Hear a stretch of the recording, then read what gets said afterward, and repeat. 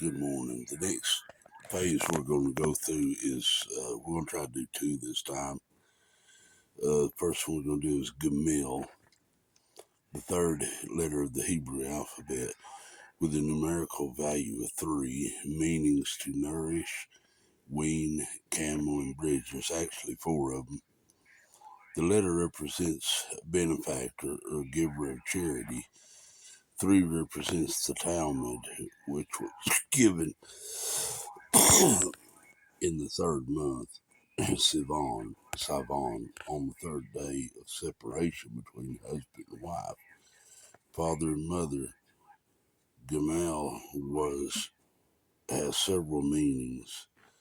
One is to nourish until it becomes life. Next, to be weaned. When you're nourishing, you're giving. When weaning,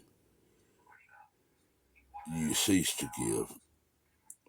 You need both for this process that you're in during this time. Now we'll skip on over with a big delete. The number 4 is attached to it.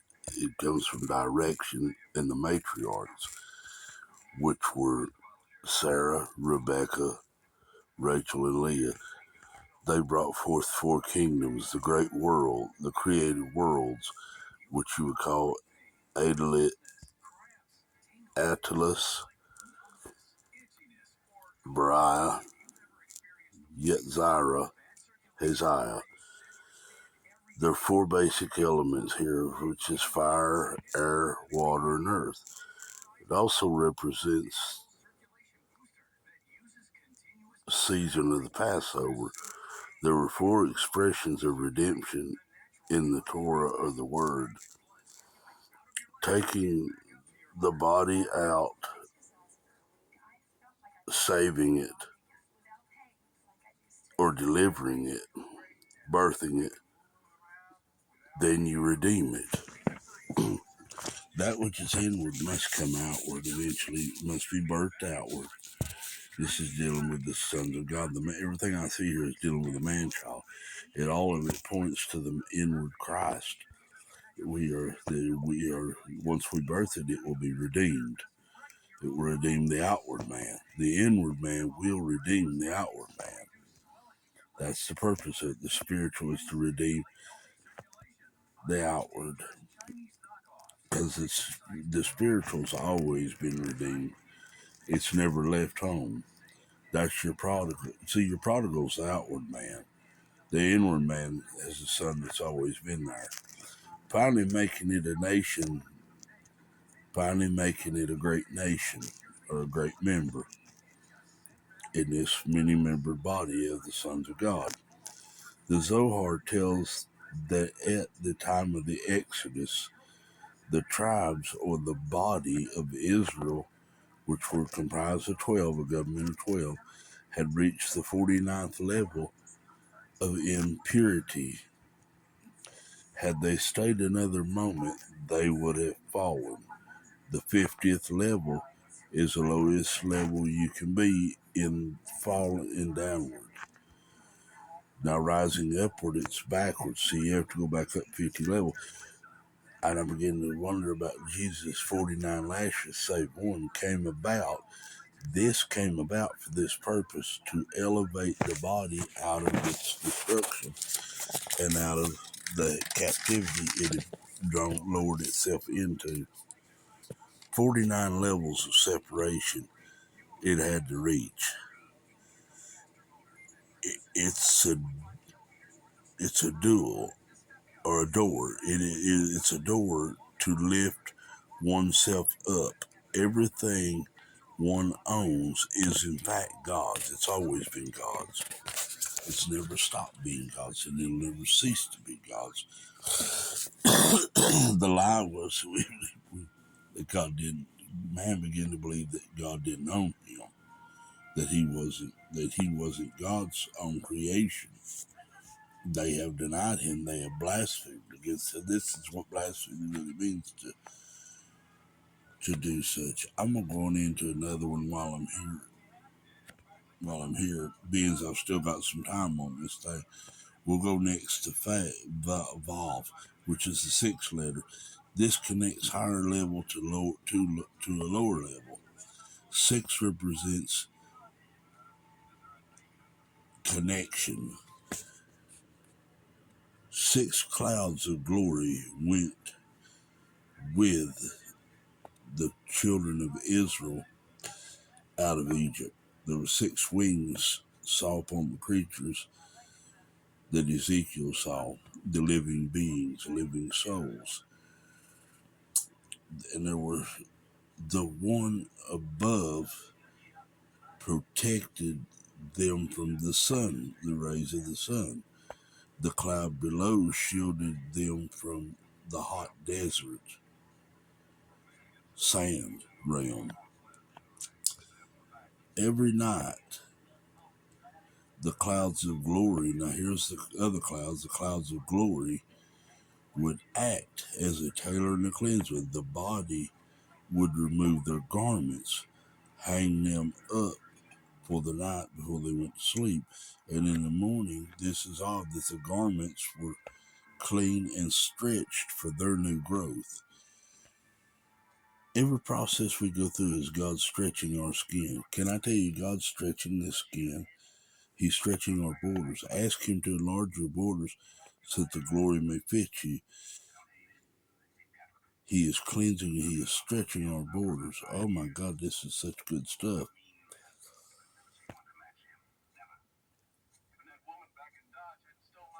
Hallelujah. There are 6,000 letters in the word of the Torah. Many don't know this.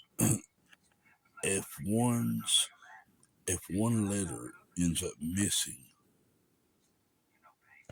the Torah would be unfit to read. The 6th day, then not 6 also represents the 6 days of creation. First being chesed, the attribute meaning the attribute of kindness. When God said, "Let there be light," there was actually vision, actually to see, to look into the future. I believe this to be the Spirit of God, the Spirit of prophecy. The 2nd day was judgment or discernment. Then the 3rd day became mercy and beauty, redemption out of Egypt. The 2nd day where there was judgment and discernment, that would have fallen it's every 1,000 years is a day. God counts it. So the 2nd day was ordained for judgment. This happened during Noah's day. See, it's a timeline. God flooded the earth to cleanse the earth. The water was to cleanse the earth. Now, in the last times, not only will there'll not be no water this time, but this time there will be fire to cleanse the earth. God has ways of cleansing the earth. That will leave 2 more ages. If He's cleansing with fire, then He has to be cleansing with air and also with earth. The infilling of there's 4 directions that they go through. Now the 3rd day was mercy and beauty. This is where the redemption of Egypt finally came, when they came out of the land of Egypt. They came out of the land of the sand realm. They were birthing. Each place had a new birthing, I believe. Each realm has a new birthing. The 4th day was victory and endurance. The 5th day is acknowledgement. It was acknowledgement.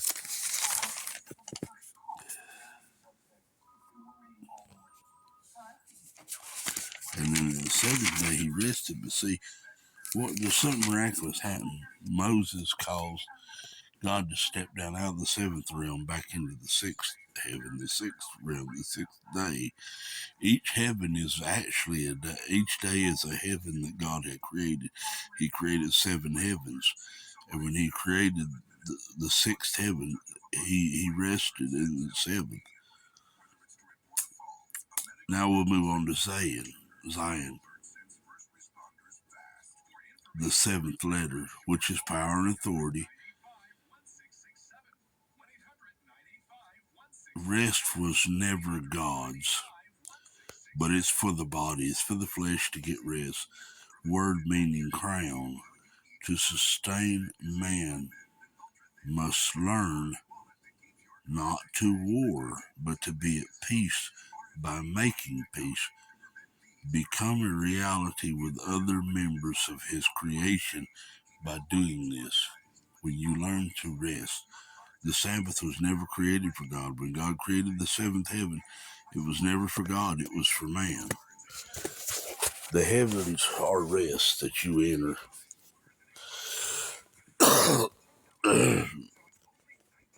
Now we'll move on real quick to Chet, the eighth letter, meaning life. For in any union or marriage of male, female, masculine or feminine, to work, God must be the center or the fire, the spark that ignites both for one to work.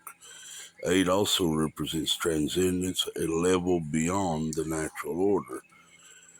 Light can only be considered true when it is infused. Life can only be considered true when it is infused with godliness. Then we had Tet, which is the number of 10th. God, good or the best. The design is of the test is like a pot, a vessel with with an inner rim, with an inner rim. 10 representing hidden or